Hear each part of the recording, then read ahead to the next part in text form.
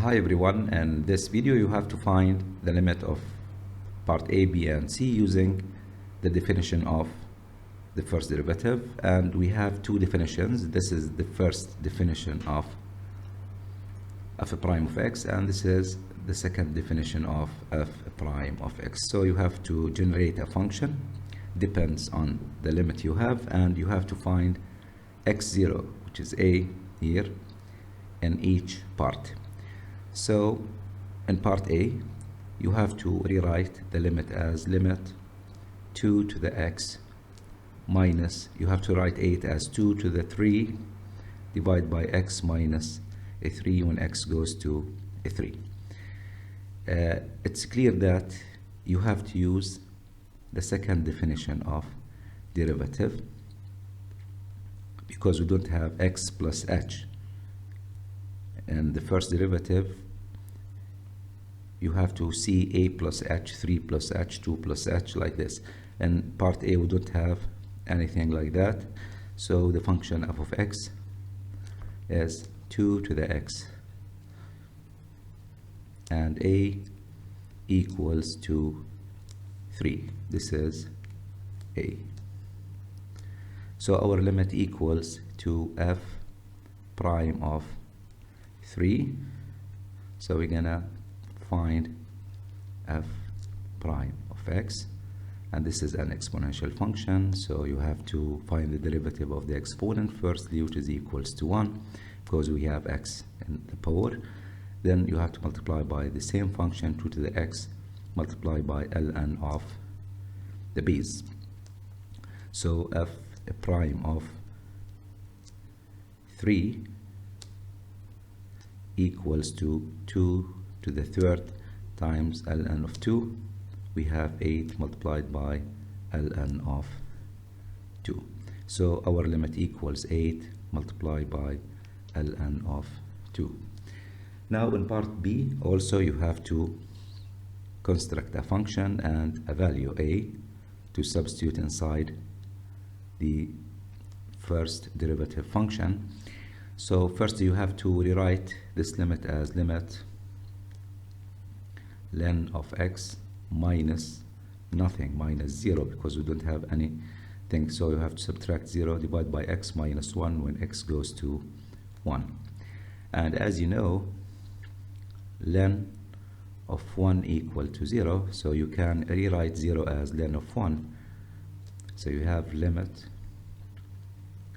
ln of x minus ln of 1 divided by x minus 1 when x goes to 1. Now, by comparing the first derivative or the first definition of the first derivative and the second definition of the first derivative, you have to see that you have to use the second one to create the function f of x. So the function f of x in part B is ln of x. And what is the x0, which is a equals to 1. So our limit equals to f prime of 1. Then you have to find the first derivative of our function part B. So f prime of x equals the derivative of the inside function divided by the inside function, 1 over x. Then you have to replace 1 and the first derivative, and you will get 1 over 1, which is 1. So our limit equals to 1 by using the first derivative, the definition of the first derivative. Now in part C we have different case because you have to use the first definition of the first derivative. So because we have 1 plus h here, in part A and B we didn't have any term like 3 plus h, 2 plus h, whatever, didn't have anything. In part C we have 1 plus h. So you have to rewrite this limit as limit of 1 plus h to the radical 2 minus 1, you have to write it 1 to the radical 2 divided by h when h goes to 0. Now by comparing this limit by the first definition of the first derivative, you will get that f of x equals 2x to the power square root of 2, and a equals to 1. So our limit equals to f prime of 1. So you have to find f prime of x.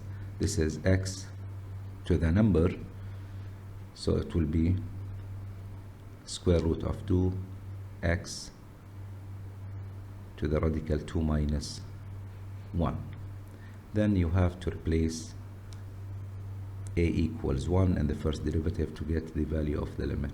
So f prime of 1 equals square root of 2 multiplied by 1 to the radical 2 minus 1. And 1 to the power anything equals to 1. So we have radical 2. So our limit equals to square root of 2. And that's it. Thank you.